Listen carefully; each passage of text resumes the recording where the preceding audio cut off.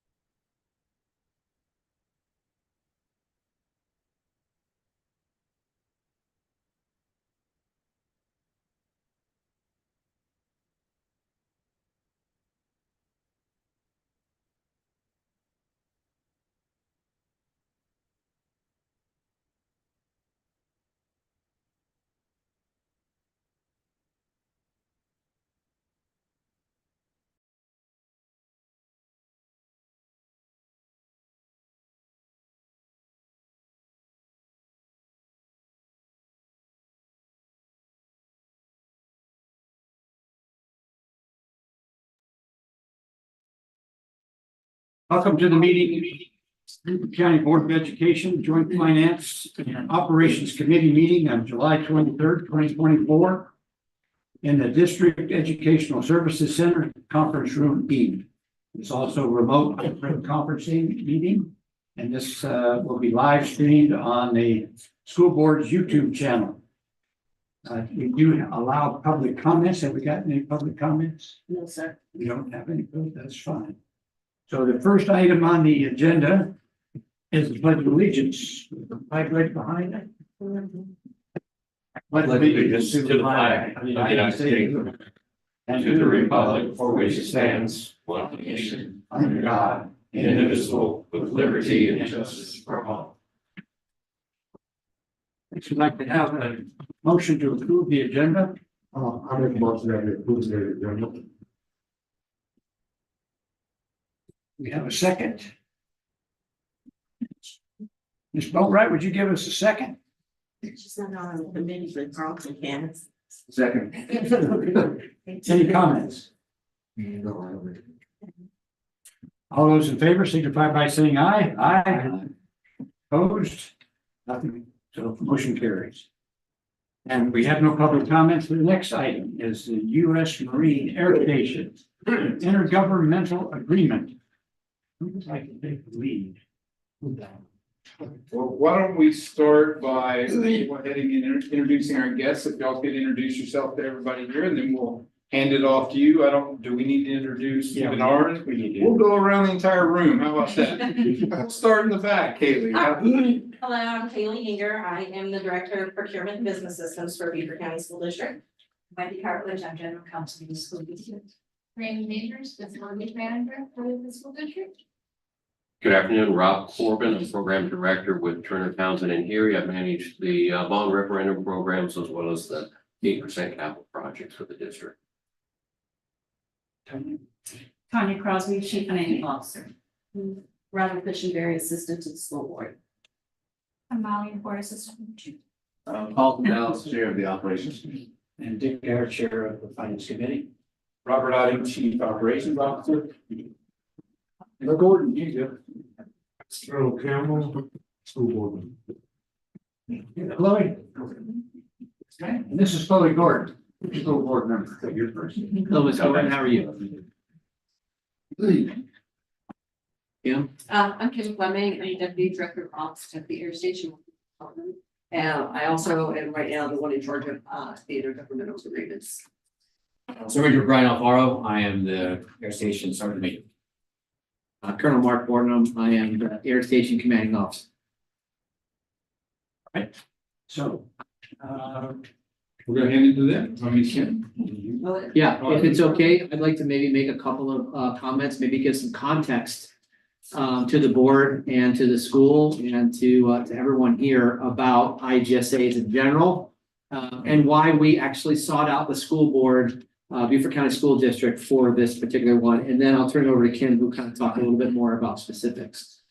So I'm going to talk, we might cover a little bit of dual things, but I'll talk just a little bit about IGSA in general and then why I think it's important. So the IGSA is something that was written into law in 2013, right? And then was further amended by Congress in 2015. And what it really allows at its very core, what it allows military organizations to do is to work directly with their local populace or local city agencies. And it can be a city, it can be a municipality, it can be a school district, it can be a state, in order to accomplish whatever needed projects or services that can be done for the installation. It's to be done for things that can be done or can service an installation. Also, the installation can do things that can benefit the school, the municipality, the city, or whatever it is. So it kind of works in both directions. What we found over time, over the past 10 or so plus years, is that IGSAs, as we refer to them, IGSAs are actually significant money-saving vehicles that allow us to be able to achieve, again, goods and services, procurement and services for military installations. Obviously, much quicker and more efficiently. But to me, that's not the main issue why IGSAs are important. The main issue why IGSAs are important, I think, is that what it really allows us to do is strengthen the ties that we have with the local community. That's the most important thing that I think IGSAs do. We have a variety of them, and I'd really like to just real quickly point out what I think are two good examples of IGSAs that we have done in the last year or so that I've been on the air station. The first one is one of the things that we do for Marines, sailors, civilians, and family members aboard the installation is we provide them with training, a variety of training. We also provide them with training for how to be better vehicle drivers, and in this particular case, how to be better motorcycle operators if they so choose. And we will provide them with that training. We're one of the very few installations across the DoD, across the United States, that when we do that, we provide the motorcycles that the young Marines, their dependent family members, civilians, or whatever that they can use. And frequently what happens is if they come and they take our training, they do so before they go out and spend a bunch of money on a motorcycle that they might want. And most of the time they continue with that purchase and they're very happy. But every once in a while they go through the training and they just decide it's not for me. And what a benefit that is that we have the ability to have these motorcycles so that they can try that out before they go and spend a bunch of their money purchasing one themselves. Additionally, the motorcycles that we use are small, they're relatively low to the ground, and they have small engines. And so before they buy something that's super high powerful that they're going to go out and potentially hurt themselves on, or even hurt themselves during training, we provide them an entry-level motorcycle. About 5, 6, 7, 8 months ago, one of the things that we figured out was many of our motorcycles had exceeded their service life. They were 8, 9, 10 years old. It was difficult for us to get service for these motorcycles at local dealers and others. And so we wanted to replace our fleet of motorcycles with 8 or so new ones. And we ran into some issues with that. One of the issues we ran into is the ability to purchase these small motorcycles in a timely fashion. And so one of the things that we did is we went to the municipality of Port Royal and we asked them if they could help us out. And we did that through an intergovernmental service agreement. We wrote an intergovernmental service agreement. Port Royal had just purchased some other motor vehicles, and they were able to secure for us 8 brand new motorcycles that were delivered to us in 6 weeks. 6 weeks or so? Yeah. It may have even been less. We think the cost was somewhere about 70% of what we would have paid the federal government for that for those services. And the time was much faster. We estimate it would probably have been 12 months or more to be able to get that done. And so what it really represented was a savings in time, a savings in money, but more importantly, a cementing of the ties between the air station and Port Royal. And that was really great because now I see Mayor Phillips out in town. I see the Port Royal community out in town. I shake hands and I say thank you for what you've done. You're allowing us to be able to train our Marines and sailors. And the reality is those Marines and sailors are Beaufortonians. They live in Port Royal. They're from this area. We're locals. We are a tide-centered community. And so it's wonderful for me. That's one. The second IGSA is one that we really just completed, we think, yesterday. And that is one where about in April of this year, one of the things that we did is like you do here in the Beaufort County School District, we did an active assailant drill. We have 2 schools aboard Laurel Bay, an elementary school and an elementary middle school. And we did an active assailant drill in our elementary middle school. It's called Bolden.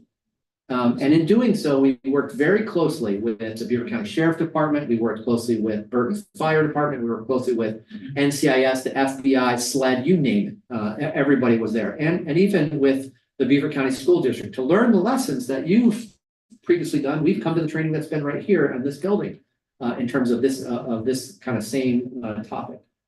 And one of the things that we figured out was that we have a fire department that also has paramedic in it. And our paramedics, even though they're trained to a higher life-saving standard than some of our out-in-town counterparts, they were not able to enter what we call these active areas. Warm zones and hot zones are sometimes referred to as, because they did not have the PPE. Kim, what's PPE stand for again? The personal protective equipment. They did not have the PPE necessary to be able to do so. Specifically, They did not have ballistic vests and they did not have helmets. So what's going to happen in an instance where maybe there is a shooter in one of our schools? Is this going to stop those folks from entering the school? It probably not, because they're going to seek the ability to save lives, but they're going to do so at tremendous personal risk. And one of the things that we said was that's not acceptable. And so we were able to work with Beaufort County to create an IGSA, and that IGSA, we are going to be able to give them some funds, and what they're going to be able to do is purchase us the personal protective equipment, the same personal protective equipment they use for their own paramedics, which are going to give us a capability to be able to assist. It is something that's going to make us better. And more importantly, it, again, as I mentioned, will re-cement the ties that we have with Beaufort and our local environment. The Sergeant Major and I are very, very much, this is very important to us. I'm not from South Carolina. I'm from Michigan. I grew up in Michigan. I joined the Marine Corps as a high school dropout with a GED in 1991. I'm still a high school dropout today. And when I stepped foot on the yellow footprints at Parris Island, I never thought that when I became an officer, this would be my very first duty station. And yet it was. And although I'm not from South Carolina, the first place I ever owned a home was Ladies Island. 3 of my 4 children were born at Beaufort Memorial Hospital. And my youngest son started school at Port Royal Elementary. My wife is from Walterboro. So in many ways, this it's like my adopted home. So I love Beaufort as much as anybody else does. Think for a moment, the reason why we're here today is what we'd really like to do, using the lessons that I learned from my Sergeant Major, whose children attend school at May River, at least 2 of them have, to look at how we might make specifically our sports facility, our track and our football field a little bit better. Right now, it is, I think I would be complimentary if I told you that it looks like it's straight out of 1950. Our track is dirt. It's a dirt track. We had to scrape the rubber off because it had been, it was not useful in many ways, not supportive of the folks who were out there running on it. So we just scraped it off. Our football field is a small football field with old style goals goalposts that are up there and just grass. And when we look around at what Beaufort County School District has done to their schools and the professional atmospheres that they have, one of the issues that the Sergeant Major and I talked about just on the way over here is I want you to think about a young man or woman who graduates from Beaufort County School District and might happen to join the Marine Corps, go to Parris Island and get assigned to the air station. They will, in probably less than a year, they will be using a physical fitness field which is less capable than the one they had in high school. Maybe the one they had in middle school. And that's just it's not acceptable to us. And if we go on our normal processes, it will probably take us 2 or 3 years and $5 million to be able to get this done. And the reality is, I was talking to the superintendent, and he was talking to me a little bit about some examples of some of the projects that they've put in. And one of the things that he said to me when he was talking about these turf fields was, well, one of the things we figured out along the way was that the material you put in when you put in these turf fields, we used to put ground up rubber or something, but one of the things we figured out was sometimes the students were having an allergic reaction to this material. And so now we use hypoallergenic stuff. And I thought to myself, that would take the Marine Corps and the Navy 10 years to figure that out. We wouldn't figure that out. We would be using stuff that's before. And so to me, why wouldn't we use the experts, the people who are experts at doing this, to try to facilitate us? And more importantly, why wouldn't we do it with the people who we live in, we're neighbors? And so that's really, to me, why I thought it was important that you hear from me why this is so important and why we have put aside the money in the hopes that we can find a way to get this done. And so I'm committed to overcoming any hurdle that there might be, and so thankful that you have even allowed us to take the time to come in and address you. Because like I said, some of the folks who are Marines today, young Marines, were in high school just a year or 2 ago. And we'd like to be able to give them, and in many cases their family members too, the same quality that we see in other places. And so with that, if it's okay, what I'd like to do is kind of turn over to Tim for some of the more specifics. And then of course we'll be available for any questions. Sorry, do you have anything? Really, yeah, I would just want to thank you for the time and the opportunity to come in here. Along with what the Colonel had said, one of the things, one of my main responsibilities is the quality of life for the enlisted Marines. Both that live on and off base. And, when we received a little bit of money from our higher headquarters, they said basically use it how you see fit to enhance the quality of life. Looking at my children going to May River High School and watching the football field get put in the summer, and then talking to Marines, hey, what would you like? You don't want the older guy that sits in the big office, to decide how we want to spend the money. Tell me what you want. What things would you like to have put in place here to make your quality of life better? We're across the country in the Department of Defense for, not in the best of shape, retention and recruiting wise. So that there's a lot of value there too, right? To be able to advertise, like we're putting effort and energy and money, resources into making your facilities and your quality of life better. And this is one of the things that I saw the school did quickly. And, I went to a bunch of games and my kids play sports over there. And I'm like, Marines gotta, watch out for, fire ants and holes in the field and, trip hazards on their beat up track. That's not right. And so I like, that you're up at their station learning about the IGSA process and stuff. I'm like, what? That makes sense though. They should be able, we might be able to work together and, it's a win-win for everybody. And the timeliness really is key from my perspective, because it's one thing for me or the CEO to stand in front of groups of Marines and say, hey, we're going to make your life better. But it's going to take 5 years. So none of you that are currently stationed here will see it. That's just kind of lip service, right? Yeah. The old guy said he's going to make my life better and can give me something, but I'll never see it. I'll be stationed somewhere else. I'll out of the Marine Corps. And the chance that we can, have some resources to utilize to make things better, and then actually have some Marines that are currently stationed here actually be able to see the fruits of that, that we do care and we are putting efforts into it, I think is invaluable in maintaining the readiness of the air station and getting Marines to want to stay in and tell their friends that are, civilians, hey, like they're really putting energy and they do care about us. It's not just talk. It's not just the commercial. Like they came and said they were going to do something and they made it happen. So it's really important to me. I'd like to say something before on behalf of the district.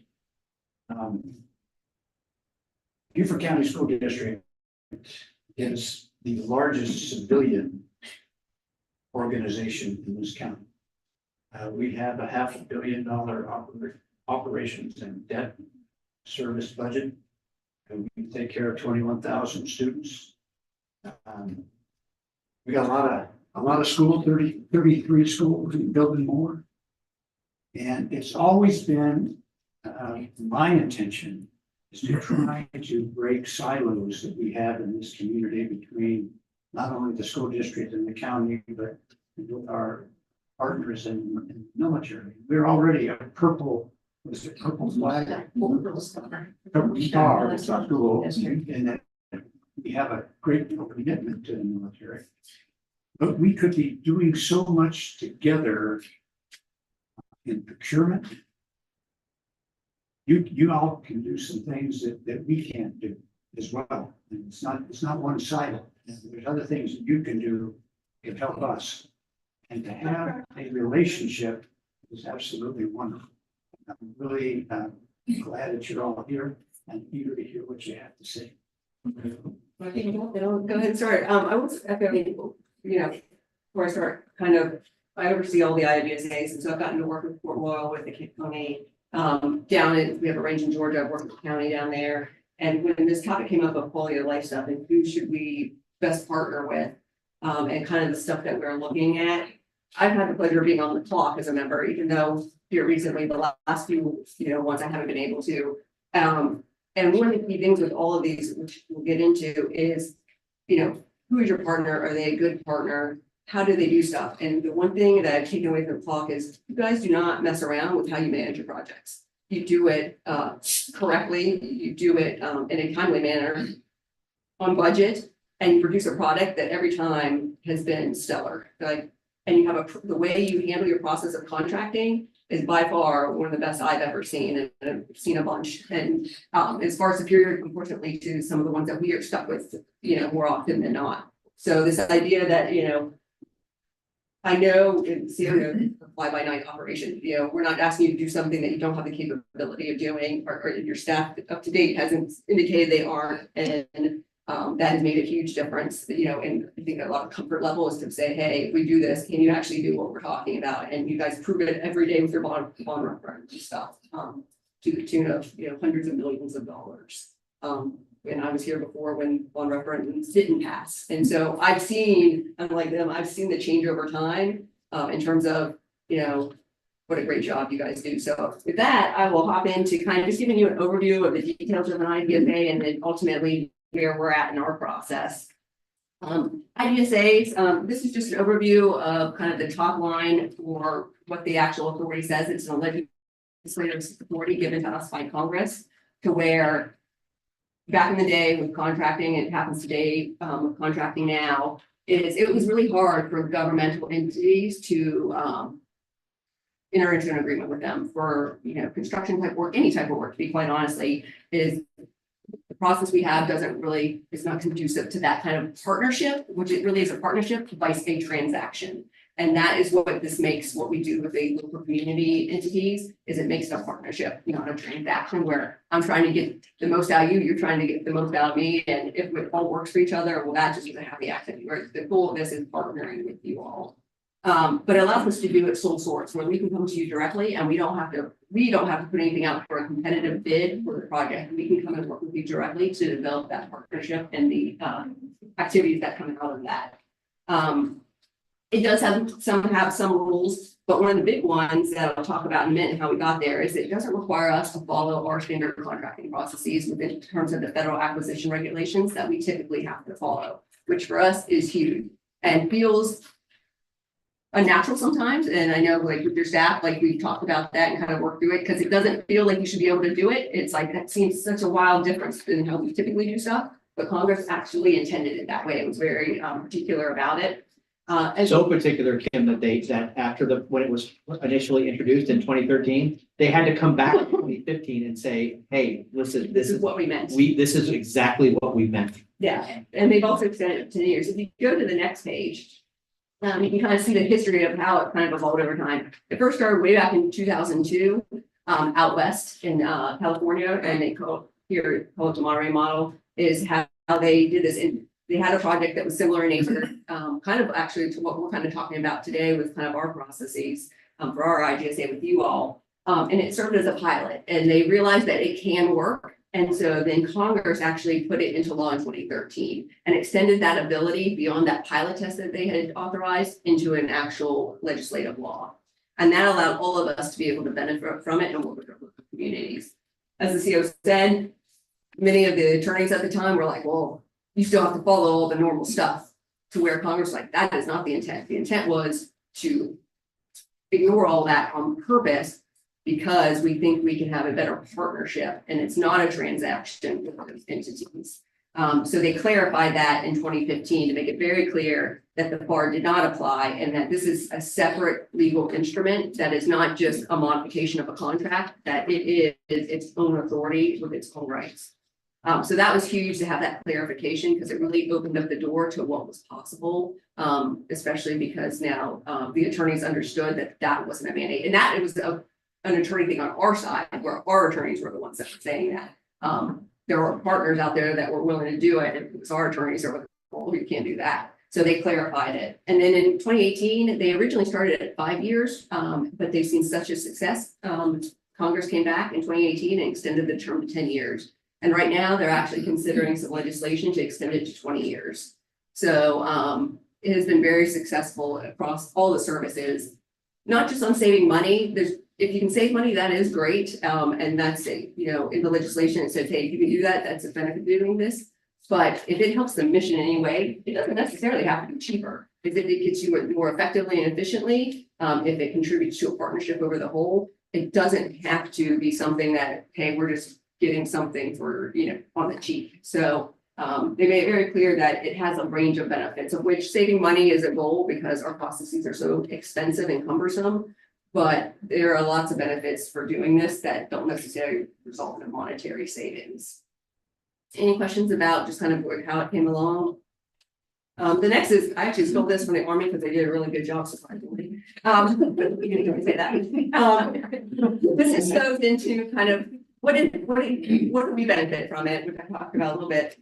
what do you guys benefit from? And then what can we benefit together? And so obviously we benefit from, you know, an efficient path to getting what we need, maybe a cheaper path. Again, it's a partnership. We see this as, you know, like you said earlier, so silos is that we should be partners, and where we can do stuff, the more the merrier. We want to do as much as we can with you guys, because you guys have proven yourself to be good partners to begin with. Hopefully you guys get from this is, as part of this, you're allowed to take payment and then charge an administrative fee. So we're not expecting you to do this for free or take it out of hide. If there are costs that your staff has, like, we expect you to charge us for that. That's okay. And I can guarantee you it's less than what we get charged from the people who are supposed to do our other contracts. So hopefully it helps leverage maybe buying power when it comes to products, you know, things like furniture, all those things that you have to buy every day, is maybe both of us can get a better cost savings for it overall by us doing it together through you all. In addition, you know, hopefully you guys get maybe jobs out of it, or if you have staff, you need new staff, we can help pay for those people, especially if they're doing work that's supporting us. Is other places, they've hired a person to manage everything that we're doing as well, and then when they're not working on that, they work on stuff for you, or vice versa. So there are lots of opportunities that come out of it beyond just the agreement itself. And then in particular, going into our agreement, so the purpose for this is we made the agreement right now pretty broad. That way it gives us opportunities to maybe enter in and do other projects with you. So we didn't limit it just to the track and the football field that the CO talked about. That would be the first project because we have money for that right now. But we'd like the agreement to be for the full 10 years. And we are going to ask of our chain for approval up to 5 million a year. So as projects come along, we can see if you want to do them. There's no requirement to do them. We've set up and organize the agreement with your staff that you only accept it if you think you can do it and you want to do it, and that we can work out the pricing for it. That is how we would do it, not forcing you to do it, not requiring you to do it, because again, it's a partnership. This shouldn't be something that we're demanding of you. But we do have currently now between $2.3 $2.5 million for the turf and track field, which we would like to have you guys do as the initial project.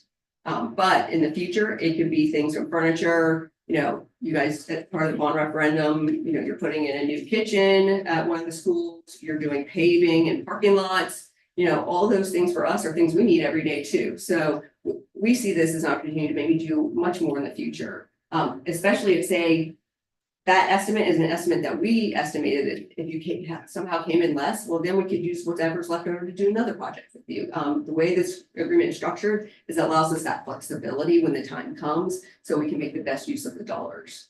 And those dollars are dollars per year. So Yep. I have the ability to sign $1 million per year, up to 10 years. We think this is potentially a larger project than that. The next level is $5 million per year for 50 million, or for 10 years, which gives a total value of up to $50 million.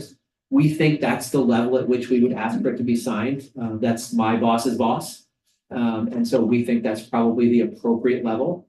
And then the point is, if right now, as Kim mentioned, we have, you know, somewhere between 2.3 and 2.5 million we would put against it. And then as we got more funds and it came to an agreement about whatever another project is, we could put up to those $5 million per year against that, or not, depending on how it works. I think the appropriate thing sure seems to be that if we could get agreement to do a project and then assess and see where we. And then in there, the status like slightly off. I don't think it's quite ready for board approval. Wendy did a great job, I think, of going to the state procurement to make sure that any of their concerns were addressed. So I think she had a few more comments that she needs to send to me to incorporate into the document, but I think we're pretty close for it to come to the full board for approval. While at the same time, what we would do is we would submit our chain to the higher level who has authority with a higher dollar amount. So that way that can be done in conjunction, because the one requirement we do have is once this money is on the agreement, it's good for 5 years. But we have to get it on the agreement and what we call obligated, which means the agreement has to be signed by the end of fiscal year, which is for us the end of September. So that's the kind of deadline that we're tracking against to make sure that that money doesn't go away. So that's kind of the goal for signing agreements by the end of September. Sooner would be great, but that's the hard deadline for it. And if you go to the next page, Ms. Can I click over question? This looks very appealing to me. Ms. Fleming, good to see you again. I will talk with you. It's been a while. I know, I haven't been here for a long Congratulations. time. The Venn diagram shows a lot of good attributes that accrue both sides. So that in itself is appealing. The fact that you already are basically project ready, as I understand it, with this 2.3, 2.5 when I was reading the document. Question that I have, all of this looks great to me. Okay, I don't have experience a lot of these other people have, but just looking at it, looks like it's very, very appealing. In terms of stacking projects, if we scale up to do the 2.3, 2.5, then how tightly can you stack future projects so we're not doing this in terms of stacking? Yeah, Probably so excellent. if we go to NCICOM for the signature, we're gonna ask them for a full 5 million a year. So once the agreement's signed, you can spend up to 5 million a year. And the intent would be every time we think we have a project that would make sense to go to you, we would give you that opportunity. Now, you guys can say absolutely no, but the hope would be, if we think it's something that you can do, and I kind of use the bond referendum as a guideline of like, and the 8%, I look at kind of what type of stuff you've done to see, okay, have you done it before? Does it kind of make sense? Obviously for you guys to agree with that fact, but I kind of have been using that as my barometer to say, hey, is this something that you can do? You clearly have done it, or you're about to do it. That seems like a good fit. Things that you would have to do anyways, like buying furniture. You guys have to buy furniture all the time. Like those seem like general ones. Ask you to build a hangar for the Joint Strike Fighter? Probably not. That seems out of sorts. So, it's kind of, I know it when I see it. But those would be the kinds of things with up to 5 million a year to be used. To carry over. You don't have to spend that 5 million all in 1 year, but you just have to maybe start a project and assign that money to a project against the agreement. If I could add to that, sir, one of the things that I would say is the more we've gone down this path, and again, we had an opportunity to speak with the superintendent and others. There are more things that Beaufort County School District does than I realized. For example, one of the things that I think we would probably share is the ability to have secure spaces. And so for us, what secure spaces sometimes mean is making sure that we have enough security cameras and safety cameras. That's right in the wheelhouse of what we do in schools and other places. And so instead of us trying to find a person that does this, we would go through somebody that already knows how to do it. And probably, by the way, knows what the right equipment is versus sometimes we might not get the right equipment because we do it so infrequently that it's kind of a dice roll when you're coming to actually do that stuff. Working on things like it was beyond me that when you would talk about the ability to improve, construct, and make sure that the sidewalks are done properly. Well, Beaufort County School District does that stuff. Making sure that there's some road signs that I would think would be mostly done through a public works, but no, Beaufort County School District does a lot of that stuff too. And so as we kind of discussed about what are these things we would bin, one of the things we started to figure out was, and I don't want to promise more than let's work on our project. I don't want to promise more than what we have, but one of the things we start to figure out pretty quickly is there's a lot of the things that we would like to do on this stuff that you're already doing. And so frankly, when you talk about how could we do this, I think let's measure the first one, and after that, the answer. I think the right answer is more things than not. Sounds great. Thank you, sir. And just to add real fast, the CMET risk model that you guys utilize, like that is appealing. One of our challenges we have with contracting is you put out a bid, you hope you get it back. Maybe you've never worked with them before. They certainly are involved in figuring out what the process is and what makes sense and what doesn't. And that process that you guys have is such a great process. And it was really one of the ones that was like, like this is the way to do it. You have relationships with those contractors. You know better than us about what turf contractor you use. I don't know. I couldn't tell you. We get a bid and that's all we get. Versus, hey, you've had them do this one. They're not the right ones. We know who are the right ones and we've worked with them before. Like that is the value you guys give us with that stuff too, is that insider knowledge that we just don't have for a lot of these things. Or don't have flexibility in to where if they came in low bid, like that's who I used. It's not best value. It's That's right. Who's the cheapest. Let me give you, if I can, an example. I gave you two examples of an IGSA that worked. Let me give you a non-IGSA example, a contracting example that didn't work. We've got a theater on the air station that's been there since 1950. In fact, it's named after the only two Marines to actually shoot down enemy aircraft in Vietnam, called Lassiter Theater. It's been there forever. We signed a contract for Lassiter Theater to have improved fire suppression systems, so new sprinklers to be put in it. That contract is currently 3 years. 16 months overdue. We have no ability to hold anybody's feet to the fire for that because of some of our processes. It's gonna get finished, but I don't know exactly when it's gonna get finished. And the contractor that won the contract then subcontracted from somebody else from Florida. And so the idea is they're not from here. They have no ability. They don't care what it is that's happening to us and our theater. It's gonna come back to us. We think it's probably gonna come back to us in potentially August. But those kinds of things, I think we can really avoid. We can avoid that stuff when we're working with somebody who's maybe worked with somebody before. And we have these, you mentioned it, we have these ability to work hand in hand together for things that we think that you have interest into. Let's ask the board members to comment on the level of interest. Mr. Campbell, please. I would think that this would be a good deal for us and their station. My youngest son, he played football for some of the fields at Paris Army. And I was over here the other day, and I looked at that field, I couldn't believe it. No improvement at all, so I think this is a good deal. I thank you. Wow, Army, huh? But I stole it from them. I know, and I love your honesty. But the IGA has been around, it's nothing new. I'm really glad to see that you guys want to use us as partners in this, right, projects, student projects. My only concern is, what's taking so long? You know, driving on the fields and you see some of the new buildings coming up and things like this, but you know, I really don't know what's going on.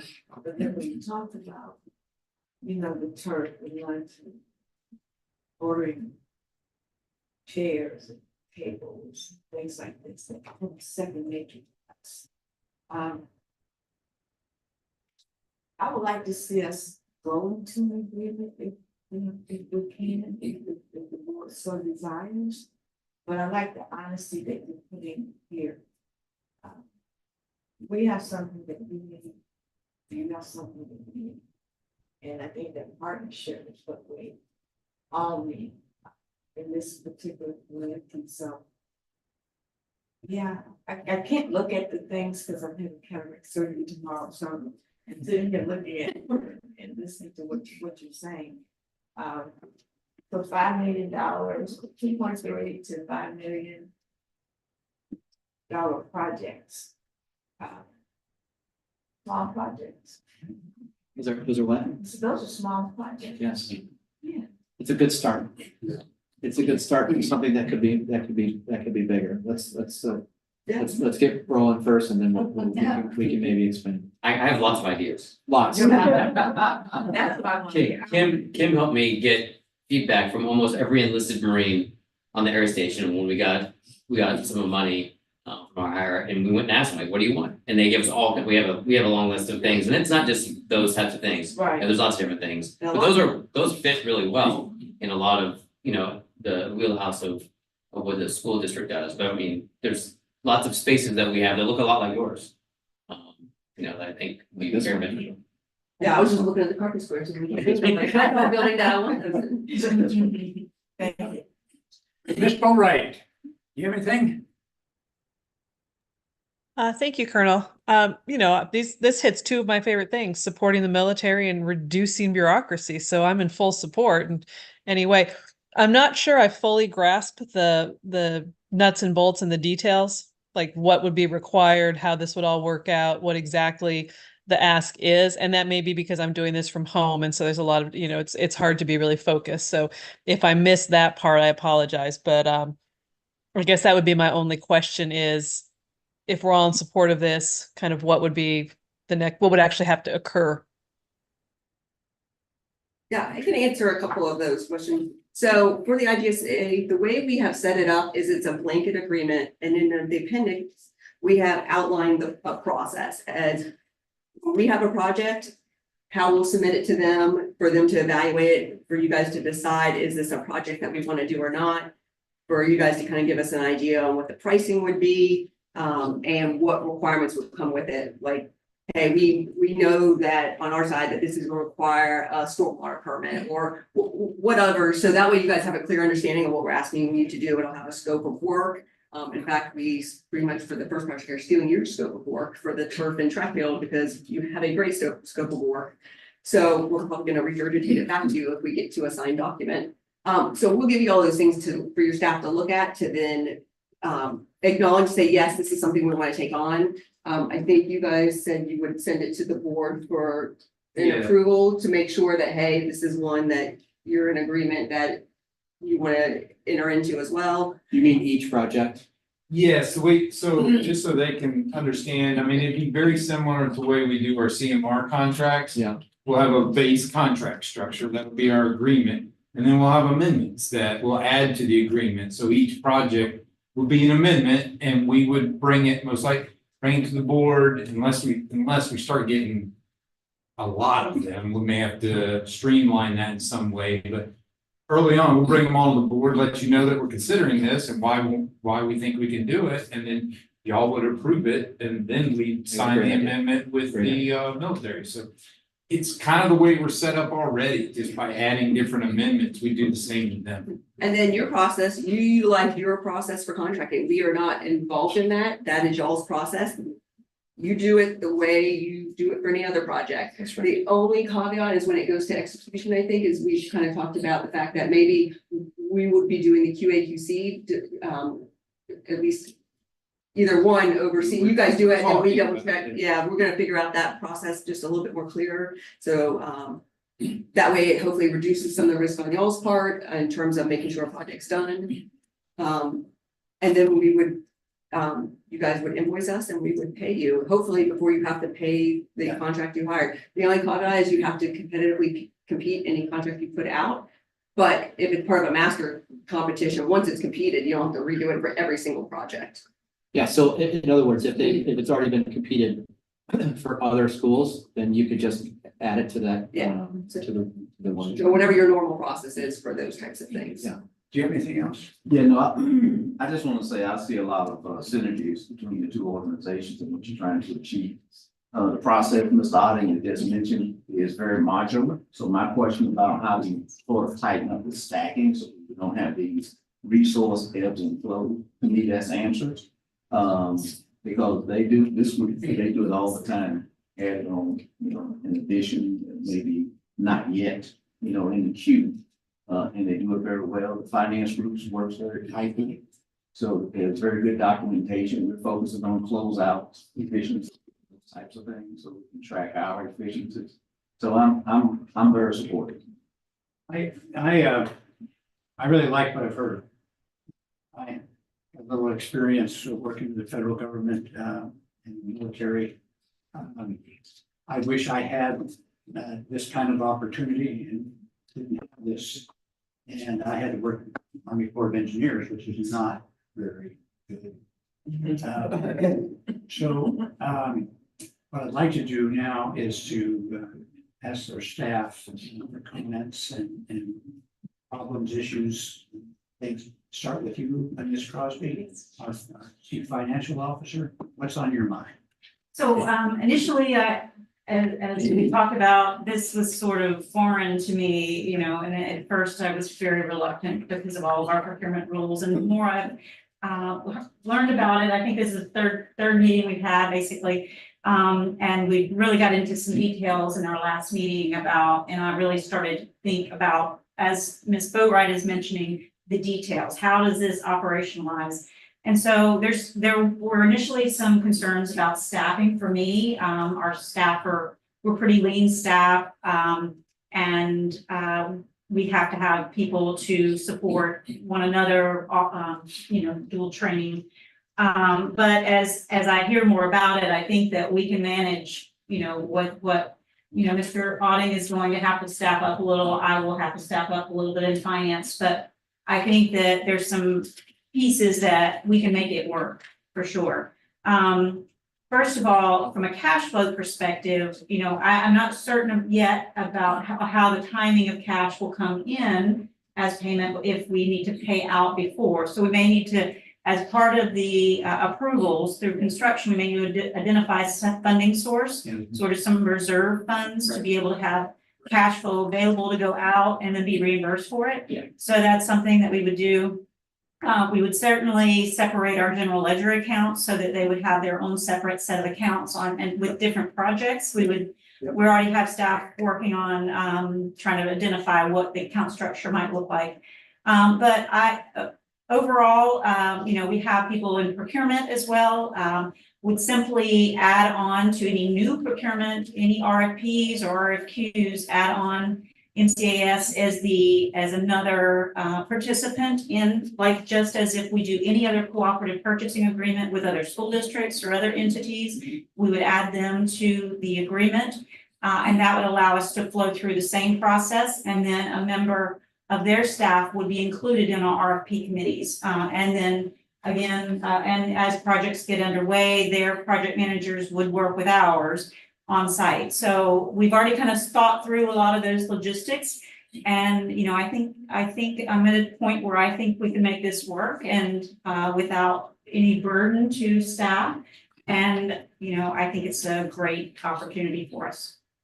Kaylee, what do you think? I'm excited. This is new. I love to be a trendsetter with Beaufort County School District. We've talked about this now. We're always doing new things and kind of setting the stage for the rest of South Carolina. We know that no other school district is doing this in the state. So you've been patient with us. We appreciate that, working through this, because when we do it, we want to do it right. With that, we've been in contact with the state, got just a little bit of feedback. We're going to tighten a couple things up in the agreement, and including that listing a single point of contact for the school district, because they won't all go through Robert or through Tanya or through everybody else. So having someone who does maybe a return on investments for us as our single point of contact to really evaluate any requests that come from the air station or Paris Island or the Naval Hospital. When those come through, then we can gauge if that's something we can move forward with our resources. But yeah, I really appreciate working with us on this and allowing us to get comfortable before we move forward.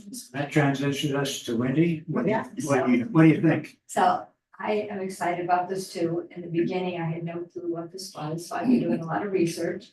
And actually, Robert and I talked with the school district out in Fort Riley, Kansas, where half of the district is on Fort Riley property and half of it is in the community. And they talked with us about how it works for them.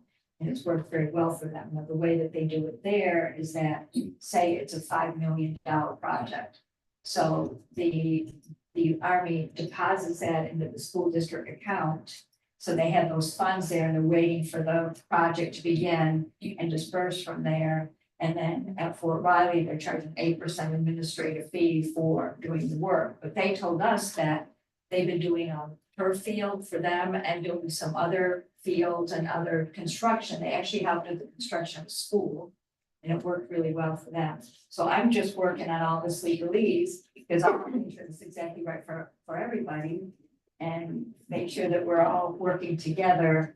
And it's an unusual type of an agreement. However, we are, under the federal law, we are allowed to enter into one. Yeah. Because a school district is considered a governmental entity. Yeah. But I appreciate all of your service to our country. I just want to thank you. Thank you. Okay, Robert. Get with Kim about some. What do you think? Well, I'm ready to get started. So, I just want to build things. So, and basically, when you're talking about $2.5 million project, and you even said it can have up to 5 years, and we're really doing about 100 million every year. So, $2 million project is not something. We can handle it. We can deal with it. We're ready to get started. Good. Ingrid, did you have your hands up? Yes, thank you. I did have one question that Wendy kind of popped into my head. And obviously, I think from a distance, I can sense though that the school board very much wants to help and be supportive and build this partnership. Is there any issue with the fact that we do not have fiscal autonomy? Does that factor in at all with the legalese?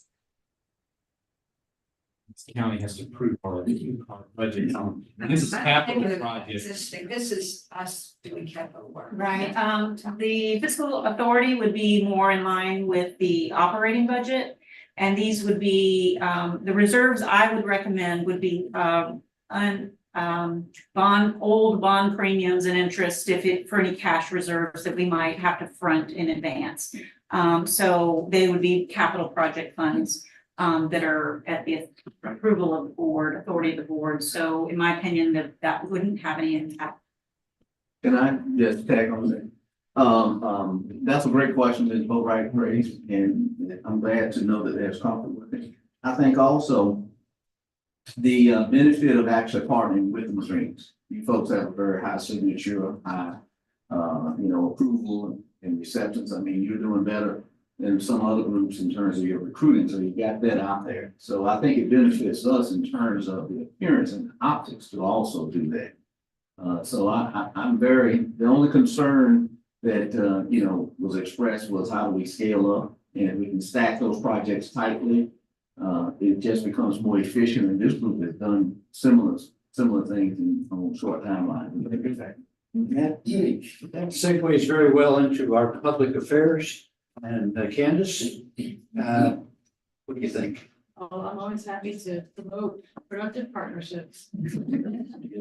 But we do need to think about, once we cross all the T's and dot all the I's and so on, we're gonna have to come out to the public, let them know what we're doing. And so we'll need to coordinate with you all and do it together, so we get ahead of one another. Yeah. I would like to, if we can, maybe do a signing ceremony, something like, do it upright, because I think it's a great new story to tell people. And to tell what you guys are willing to do and help us with. And we've had, as I mentioned, we had these other two and several other IGSAs that we've used as well, but nothing on this scale. Yeah. And so, and by the way, this is a bit of a trendsetter for us across the Marine Corps, certainly on the East Coast, and really within DoD. There's some very large ones that, if you're familiar at all with IGSAs, there's an IGSA between the Texas Department of Transportation and every single military base in Texas for road maintenance and other things like that. So there's some very, very large ones, but really none that have been to this degree, even within the Marine Corps. And so this would be a big one for us too. Rob, anything from the contractor wizard standpoint? Many benefits that I foresee, and the efficiencies that I think the district's procedures and processes can bring to the military will pay great benefits, because my experience doing military work in the past has often been that this base was given these amount of funds to execute projects over a period of time. If you're doing your projects very efficiently and you're spending the money with good end results, that brings you more money to burn against other projects. So once again, that money's staying local, and it's just, helps beat that drama of this is a win-win. That's the benefit, I think, of the programmatic nature of this, is like, as we get money, for it to be obligated for us, it's assigning it to the agreement, and especially once it's signed, it's just saying, hey, this money goes to this agreement. And our folks can do that in 2 days on our side, which, when it comes to funding at the end of the fiscal year that nobody can spend, it means I can get it and use it for projects that we wouldn't have gotten otherwise. So it's a huge benefit for us on that front as well. Now Brandy's here with she takes care of our custodial folks, and I don't know if we can work anything that way, but I'm glad you're here, Brandy. Round two. Yeah, round two after the first assessment.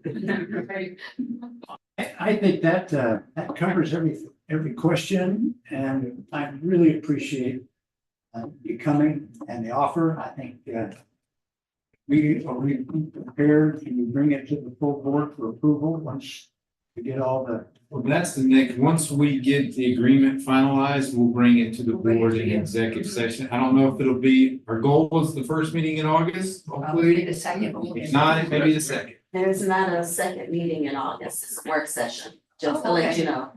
So the next meeting after August sixth won't be until September. Second or something. Yeah, I have to get it done in And August. didn't you say the deadline is? End of September 30th, but people are, as you might imagine, in the military, people are already starting to stress about this, so. That we have the money sitting That we there. have the money sitting Spend it yet. Your funds. I know we have. Yeah. You guys just reduce. Would it be beneficial at all for Sergeant Major and I, or maybe Kim, to return to brief your full? I believe that would be very appropriate. We're happy to do so. And I did want to let you know, I sent the draft to your attorney, to Mr. Jim Landis. Mr. Linus? But, and I'll be getting in touch with him to review everything, make sure Great, that we are in order, so I did, thank you, ma'am. yes, thank you. Yeah, the other thing I'd say is you would, offer up to have sort of all the staff and the school board to come out for a tour of the base and Yeah, kind for of sure. see kind of We want to show you our what we're project, working with and show the project location, so, but really more, we'd love to show you the base. yeah. And I'd love to show you the driving range and put some money out there. It's on our list. It's already on the list. I can't go, so it's important to me. If it's possible, and we can target that first board meeting, that sort of staking ground, as things move forward, so we don't miss that September 30th. Just, it's 2 weeks away, I think there seems to be plenty of time. I think that completes what we were going to have on the agenda for the joint meeting. Appreciate everybody's input and look forward to the future. Thank you very much. You. Thank you very much. Ma'am? Thank you for your service. Everybody else. Roberts. Yeah, you stay. Certainly very much. Absolutely, very much. Think we'll move this forward. Yeah, I mean. I've been very, and you'll pick a lot of the, really good at do that, and we greatly appreciate this. We probably have this with me, right, and quality night was really a drum that we're beating, like we're starting for, you know, look forward to getting this thing started and moving things in a very. Me too. And someone there, and we're for Beaufort. Beaufort Someone community watched the center. Instagram post, now I don't, you know, I don't think, I don't wanna say that, but it's sad, I'm to say it's been. You know, that's right.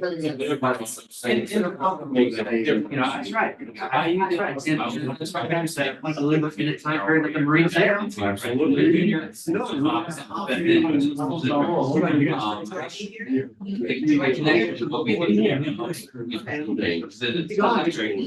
even before. It's a small base, you know, I always go out to top home, whether they're. You know, I think there's some solid things there. You know, whether it's a, you know, whether it's. We'll start with the operations committee, well, put us on, mute.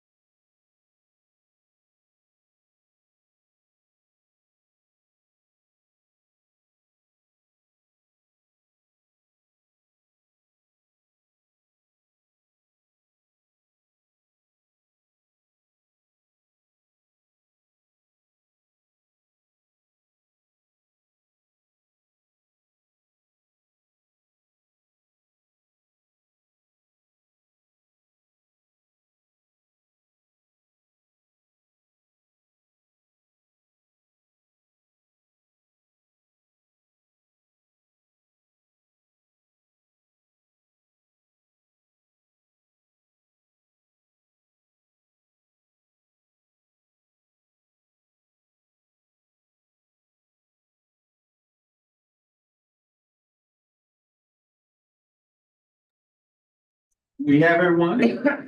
Okay. All right, well, let's call the operations meeting to order. Pledge of allegiance.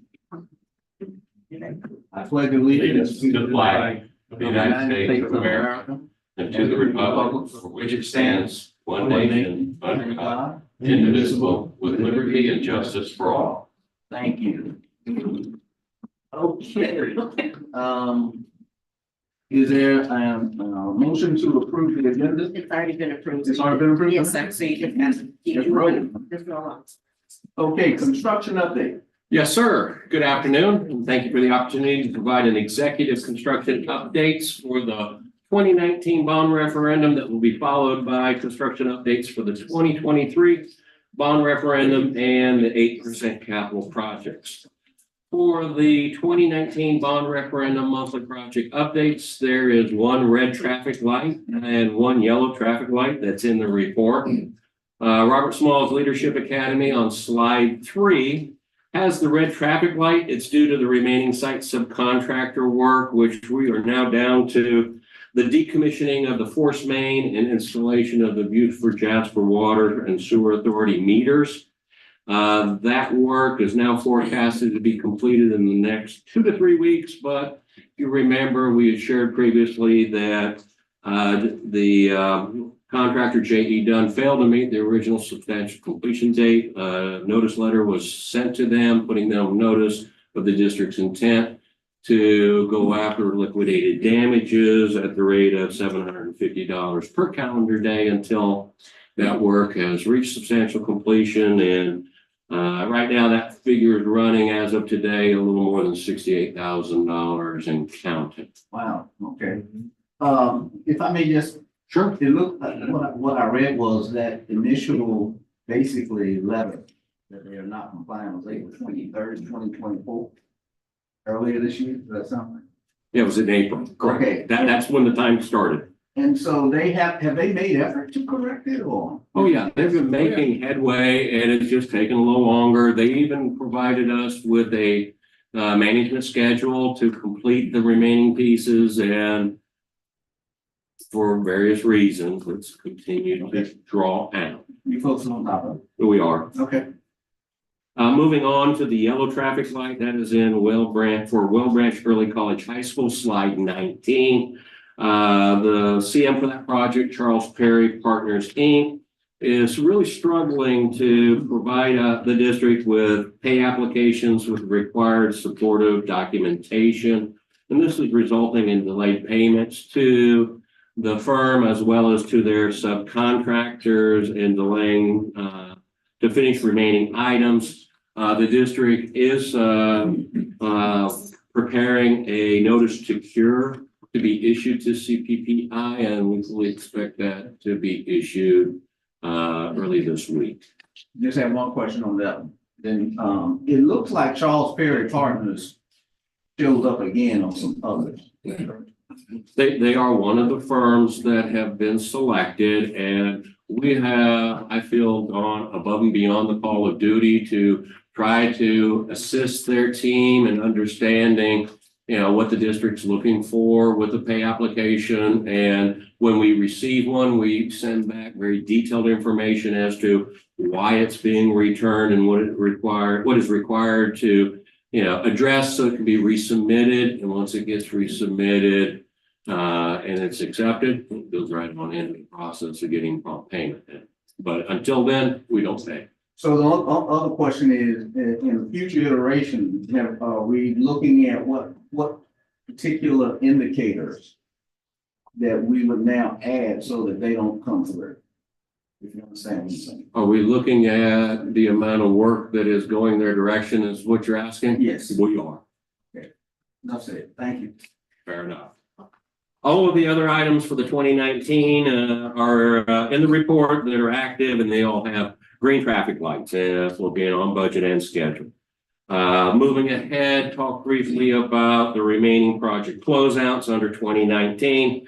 There's 30 project closeouts that remain on slides 29 to 31. And if you're following along, the other way that we're tracking it is with the financial records, attachment 3 in the materials. There's a total now of 194 financial commitments that have been completed to date. Overall, we are tracking to wrap these projects up with a goal of finishing them by the end of this year, but there are 2 projects that possibly could spill into early next year, and the project managers are trying their darndest to make sure that if possible to get those finished up this year. We'd like to get them finished up. For the financial updates on slide 33, these are figures as of June 30th. It is being reported overall with the green traffic light. The current referendum budget is still $375,710,000. Paid and committed funds total $374,038,407. The remaining available funds, including contingency, total just over 1.6 million, or less than a 0.5%. Contingency activity in June included savings returned of 10,000 and use of 541,829. And the contingency remaining at the end of June 2024 is just over 129,000. I will add, one of the questions that I'm often asked at the clock meeting is the forecast for completion. We are still monitoring that, and it is looking very favorable for what I've referred to as our soft landing, where all of the obligations of the remaining work can be completed with the available dollars that we have. Thank you. So moving on to the 2023 bond referendum monthly project updates, which are slides 38 to 51.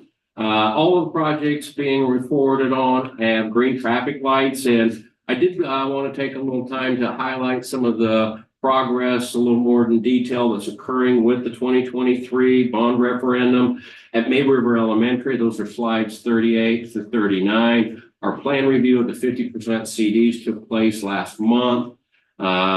Their architect is addressing review comments that we provided, and we expect the 50% construction cost estimate to be received before the end of this month from Thompson Turner Construction. For May River High School, slide 41, plan review of the 50% CDs for the CTE/JROTC addition, and some of the CTE renovations took place in June as well. The architects addressing review comments, and we fully expect 100% CDs to be issued in August. At Hilton Head Island High School, to address some of the comments that we had received previously, we now have slides 42 to 46 included in the materials. Individual slides have been provided for each of the 4 phases to better clarify the scope and updates. Construction has commenced for phase 1. Phase 1, once again, is that new addition out front. Design for phase 2 and phase 3 is progressing on schedule, and phase 4 design development is scheduled to begin later this month. The new early learning center, slide 48, the fee proposal from Horde Copeland Mock has been received. The designer still has to address a few of our review comments, but we fully expect to put them under contract shortly. And at New Ladies Island Middle School, the replacement project, slide 49, the fee proposal from the architect has been received and is being reviewed at the end of last month. That allows me now to move forward with financial updates for the 2023. That's slide 53. Once again, these are figures through the end of June 30th. Financial update does have the green traffic light. Current referendum budget is $439,035,000. Colonel, Yeah, sir. let me go on past Ladies Island Middle School. Sure. The county council person that in charge of that district came to me with a proposal to partner with Beaufort County.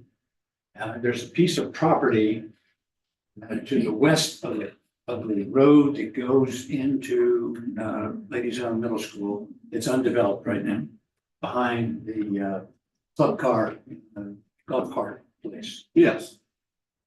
The county under negotiations to buy that property.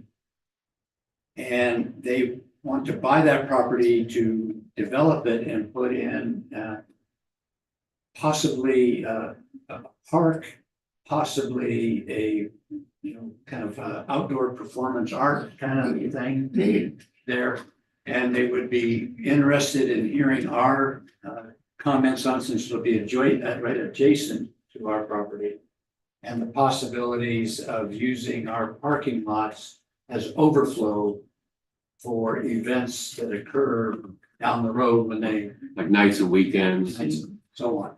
That just came up from David Bartholomew is the county council.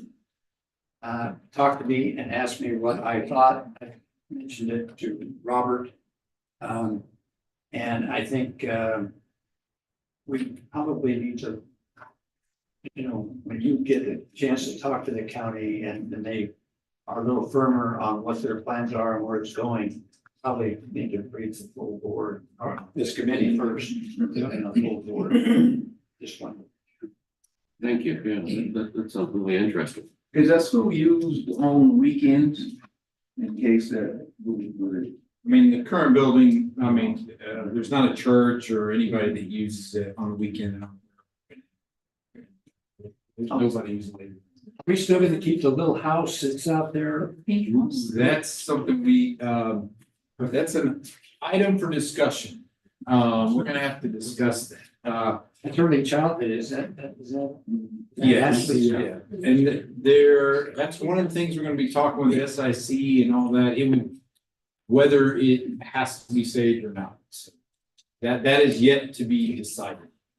One thing that is really sort of notional, may not be much to scale, is to engage the county on some affordable housing. And if we could just have even a signature amount, 1, 2, 3, 4 units, is something that they do, that we could begin to scatter those across the county with help in terms of messaging to people we're trying to recruit coming from here. It's just a bargain. So they're asking something from us, so we want to pursue and see how we do that partnership like we did. Thank you. Yeah. Picking up, like I said, the 2023 current referendum budget is $439,035,000. Paid and committed funds total just over $100 million. The paid available funds, the remaining available funds, including contingency, total $338,887,147. There was no contingency activity in June. Once contingency use begins, just like you saw us do with the 2019, we'll create that contingency use log to help convey and track where those dollars get used towards. With that, our overall program contingencies still remains at the original figure, and that's $11,500,000. Can I ask you a question about that? When you say that $11.5 million, that is program contingency. That's the program level. That's not project. Correct. There is detailed level, project level contingency that is at the project level because we believe it has a high probability of being used. Would it be possible to see that number? As well? All the project contingencies are? Project levels? Well, Ray Warco actually broke that out in that fashion at the clock meeting, so I don't mind. I think we could reinforce that figure that he has. One of the issues that we had in the last referendum is we had some people, especially in Hilton Head, they were saying, I don't think we're gonna have enough money because they were looking at the contingency remaining and not considering program contingency. And so on. So it's just a little something to level that out as we go forward on this. It also helps to explain that before we get to that GMP phase, that we have a 5% figure in there for that purpose at the project level, as well as some design contingencies, et cetera. I could put the detail together. So I told her because we had those type of discussions at the clock. So the citizen could see what the total contingency was. I got that note, and I'll make that effort to make sure that in next month's report you have that. Perfect. For all the other monthly project updates associated Slide 62 to 93, they're all reporting green traffic lights for being on budget and schedule. Talk briefly about community outreach opportunities in slide 96. The district will be hosting a WMBE and local vendor workshop tomorrow night here at DESC. That's going to go on from 5:30 to 7:30. Women and minority business enterprise firms and local subcontractors will have the opportunity to meet with the school district staff, as well as the selected CM at risk contractors for those future projects. And those projects are going to be occurring this year and into next year as well as, project locations throughout all of Beaufort County. This event has been advertised in the Bluffton Today and the Post and Courier using print and digital media ads, as well as 2 local radio stations. And all of these ads are scheduled to run through tomorrow. What's the time? It's from 5:30 to 7:30.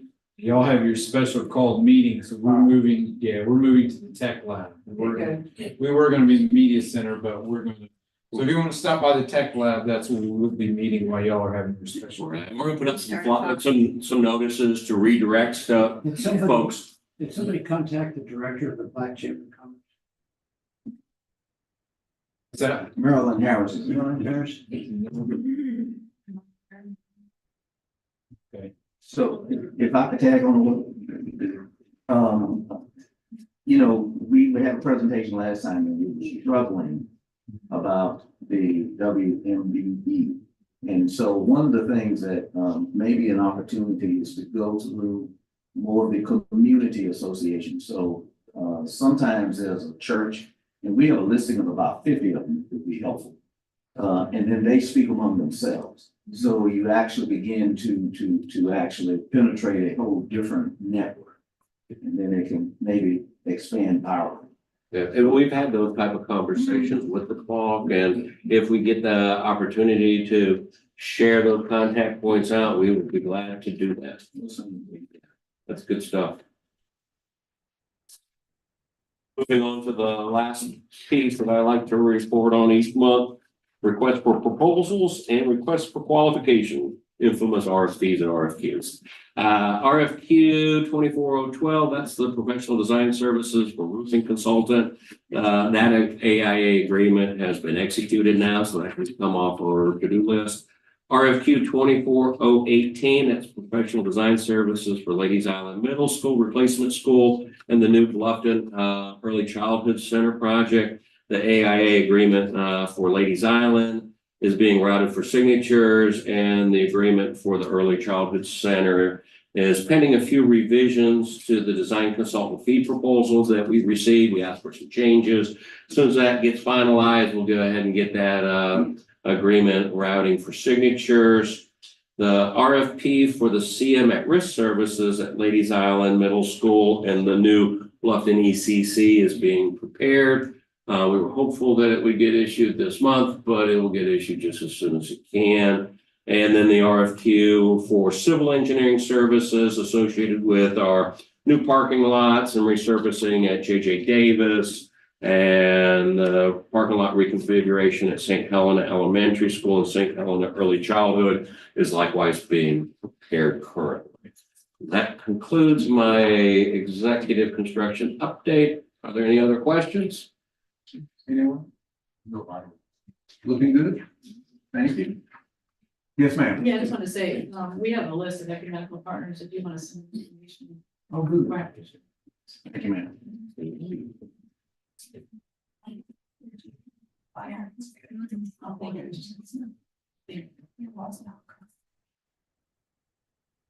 Well, thank you for your time. Thank you, sir. Thank you very much. All right, I guess HR is next. All right. Good afternoon, everybody. Good afternoon, ma'am. We just have one AR that we are updating, and I had Ms. Rosanna Robinson deal with something that she is the benefits guru. She gets benefits for the district, and she can walk you through the substantive changes. And we really just cleaned up some words so that people are clear about what this means and how it's everything. I'm gonna turn it over to us. Good afternoon, everyone. Okay, thank you for letting us be here this afternoon.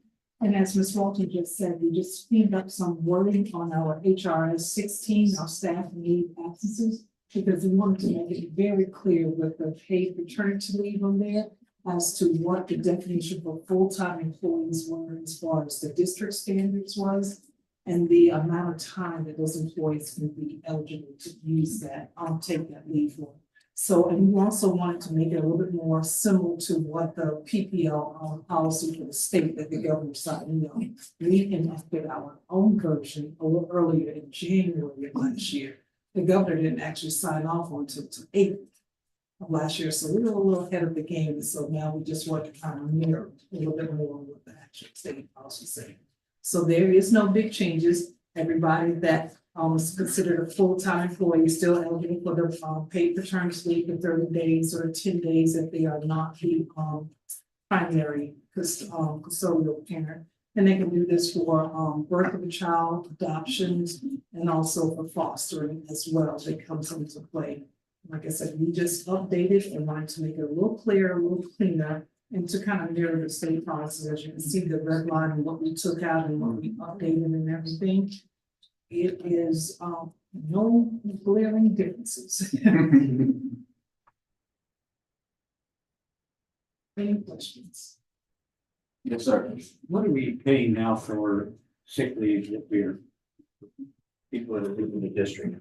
As legal, we're paying half their daily rate of pay and only upon retirement. On retirement. Upon retirement, and they have to be with us for at least 5 years. 5 to years be to eligible invest. for that. Considered.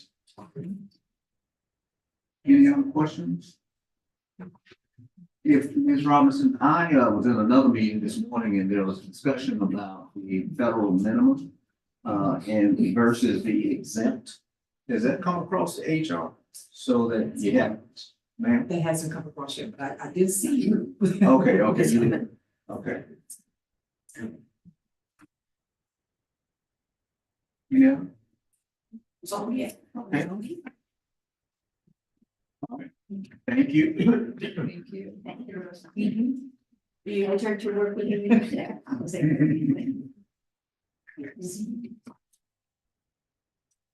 The next administrative regulation on safety, emergency drills and assessment.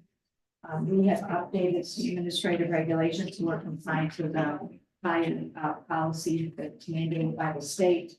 And so what you see in red is we have incorporated the requirements under the statute 1760 model fire and safe policy guidelines and posting requirements. And so we will be working with the communications department to make sure that we post this on and communicate it to our students.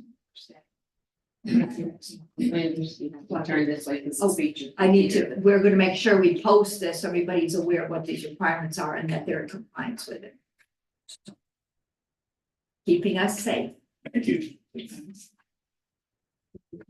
Question? Wow. Thank you. Okay, the next item. Oh, yeah.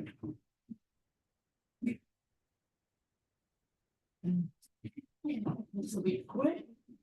So we're continuing to respond to our incoming requests. As you can see, most of the requests this quarter have been for RFPs and contracts. You may notice that this quarter, we did not have any requests during the month of June. Last year we had 11. Summer tends to be a little bit slower for FOIA requests.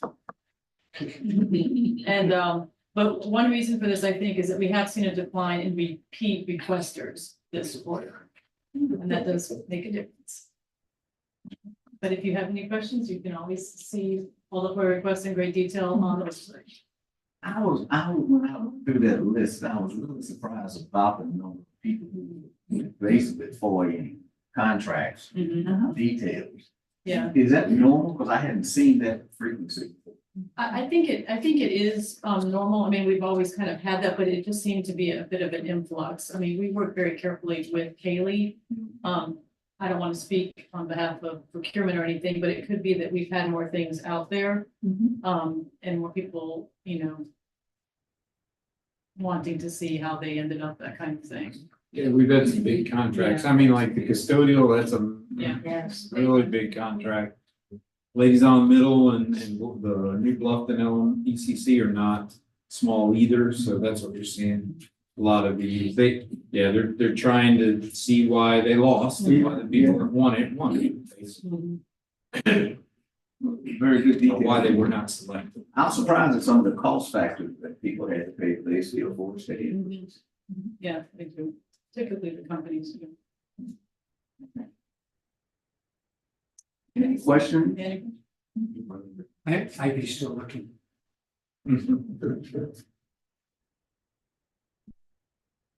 Oh, okay, sorry. Okay, I'm slow. All right. Any, nothing else on the FOIA report? Fleet vehicle, do you have that? That's up here? Yes, sir. It's the last page up there. Ms. Brandy Majors will be presenting now.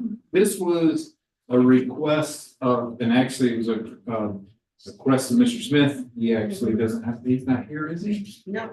But, anyway, so we're bringing that forward, for your review. So the first page you'll see, we love our data in operation. So this is a snapshot of where we are currently with our school district vehicles. The first block you're going to see is vehicle category broken down by how many units that we have in each vehicle type, as well as our average years, mileage, our lows and highs in mileage, and then our average miles per year. Right now, we are tracking, we have 177 vehicles in totality. That would include our buses that we own, BCSD owns.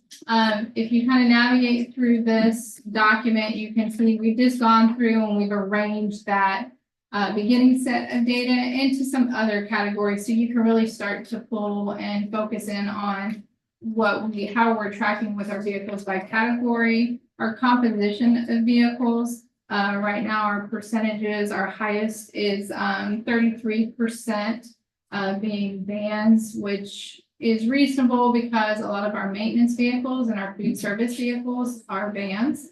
Our average age with our vehicles, we're tracking to be between that 10 to 15 year range. You can see our activity buses, our trucks, and our vans are reaching that or exceeding that 10-year mark.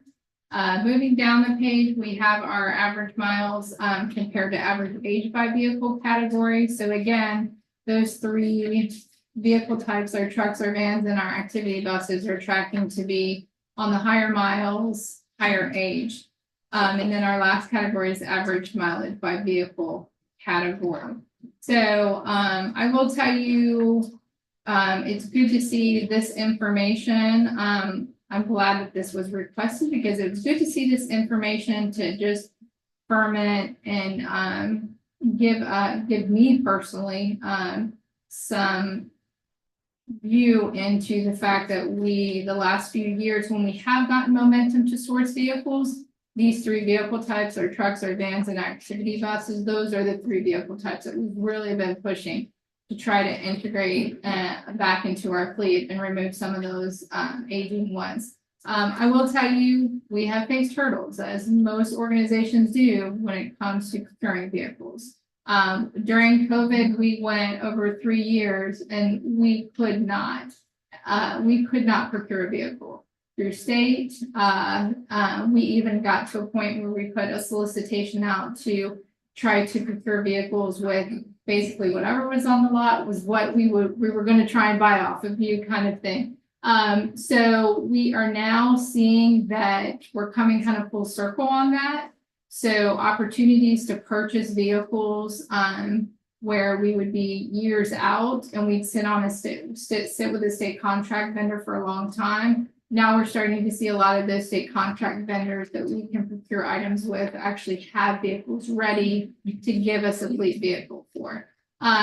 We're still behind the curve when you go with a fleet program that we have. We're almost, we're approaching the 200 mark of vehicles, and you have this size of a fleet program not to be able to purchase, a 4 to 6 units per year really puts you behind. It really does. we're still tracking a long period of time for activity buses.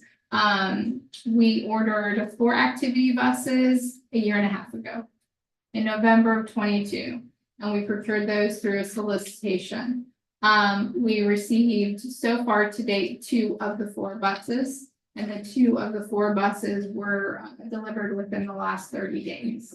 So that just, I want to give you a perspective of some challenges. We recognize those challenges are there, and we just continue to push through and identify those and try to do our best that we can to procure those units.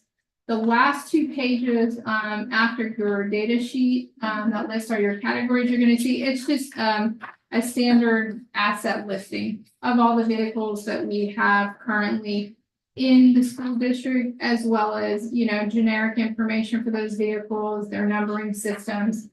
There's also notation there as to what vehicles we're considering for disposal as well.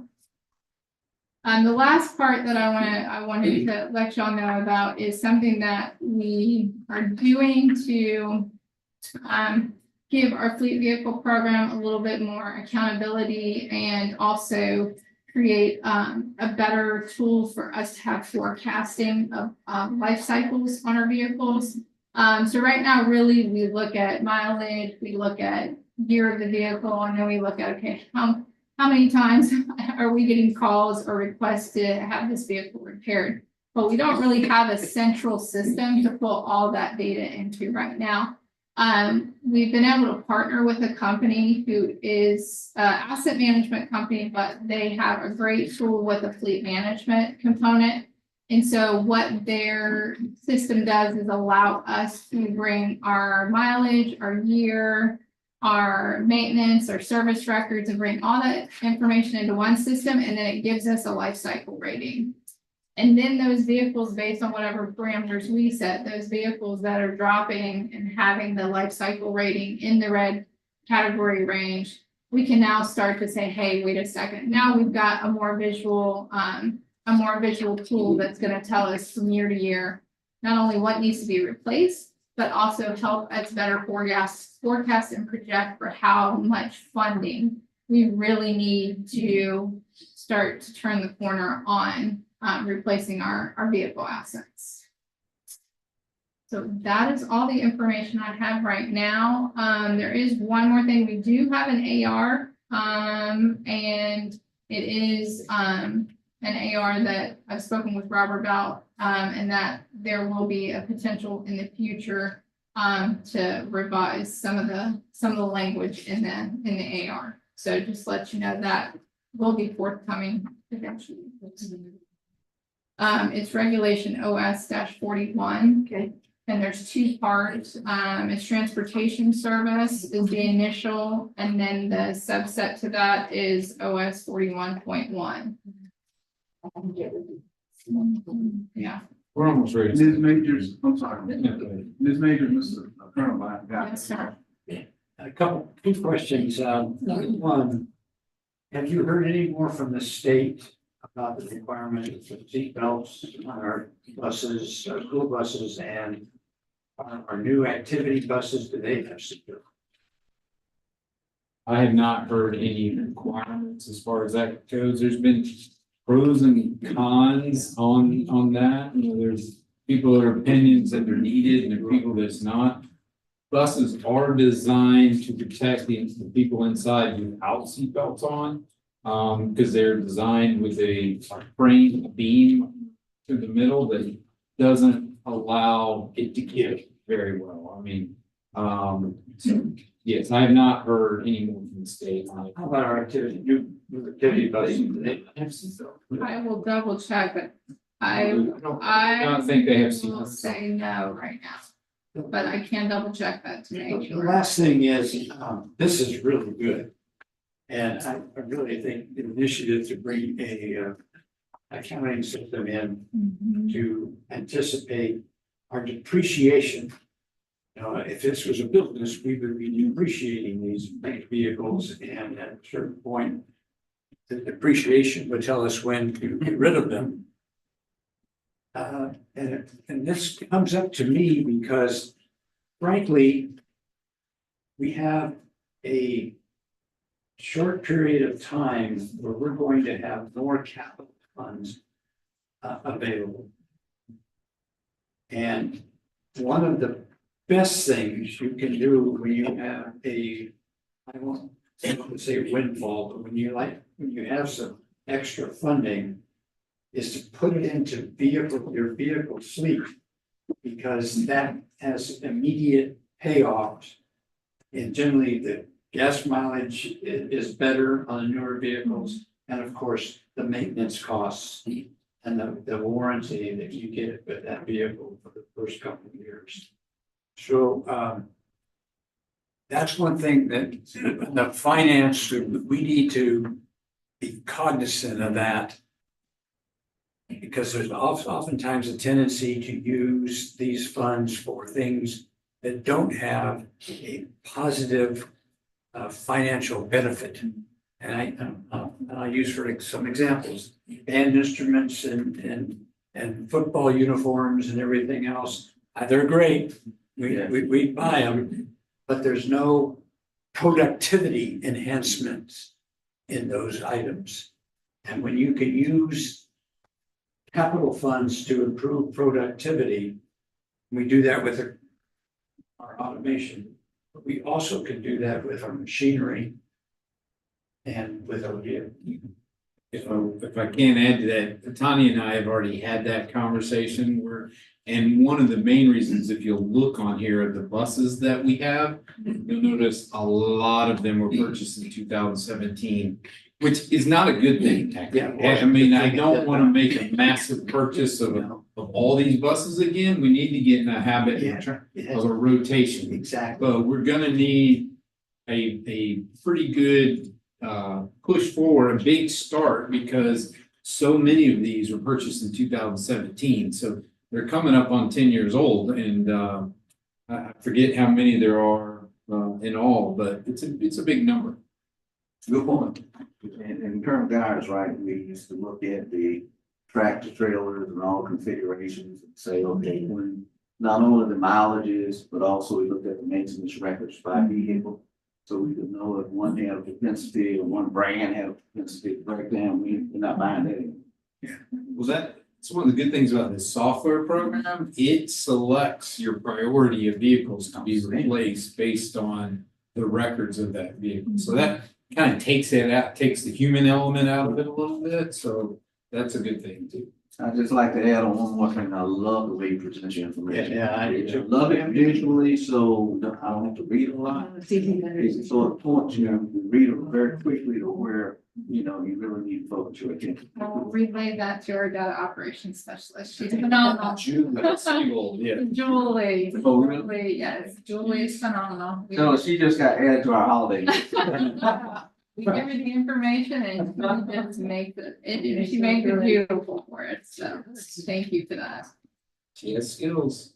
Well done. Very well then. Any future topics?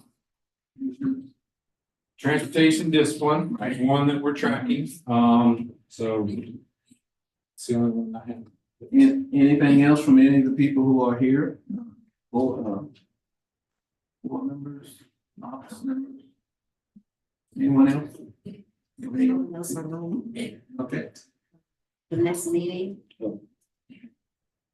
Are you all available on, the finance committee meeting is August 1st at 2:30. But the next operations, you would be scheduled for August 13th, if that's fine. It's Tuesday, August 13th. I need another. Does somebody your plan was calling? I gave way to the director. I'm looking. What time? 5 o'clock. Say August 13th. Would the committee be interested in a maintenance and custodial update in August? It would include basically a summer brief on what we've done for those two service providers from June and July. Would that like what you just presented? It would. It's like what you just presented on board. You spoiled us. Those are two items. Any currently anything from the finance side or the HR side? Okay. What time did we say on Thursday? So on the 13th at 5 o'clock? Yeah. Is that fine for It's everyone? fine with me. Everybody okay? Okay, so is there a motion to adjourn? Okay, thank you all, really appreciate it. I'm so prepared and everything.